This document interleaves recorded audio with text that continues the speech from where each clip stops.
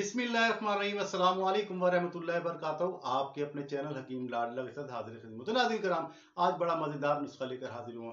यह है मिट्टी छोड़ नुस्खा।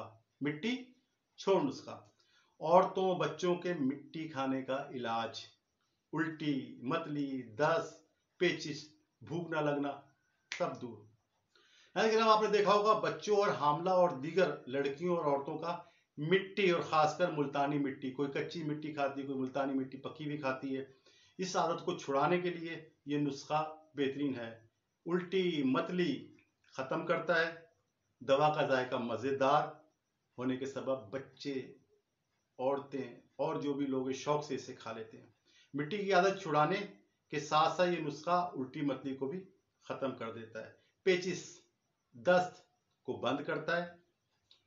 भूख खत्म होने को चंद दिनों के अंदर उड़ा के रख देता है, भूख खोल देता है।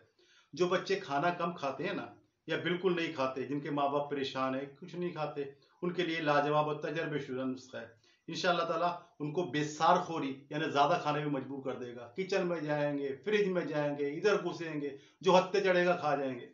फिर मुझे ना कहना कि हमारे घर में आटा खत्म हो गया। नाज़रीन कराम, ये बेतहाशा खाने की तरफ माइल करता है, रगबत से खाना खाने की तरफ माइल करता है, भूख को बढ़ा देता है। हर बच्चों वाले घर में ना इसे बनाकर रखें।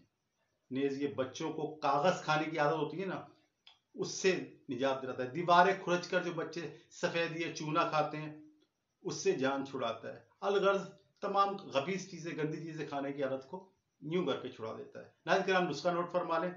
अनारदाना लेना है आपने, तुर्श खट्टा लेना है। दो का होता है, एक मीठा होता है, देख के चक्के में, खट्टा हो और खुश्क हो, ठीक है। जर्शिक शीरी, जर्शिक शीरी ये आपने लेनी है। नंबर 3, आंवला लेना है, इंडिया। हर एक 50 ग्राम ले लें। अब मिश्री इसमें डालें 85 ग्राम, 85 ग्राम्स। सबको ना साफ करके बारीक पीस लें, बिल्कुल बारीक। और ऐसा मजेदार नुस्खा होगा कि हर बंदा मांग के खाएगा। आप देखें तो सही।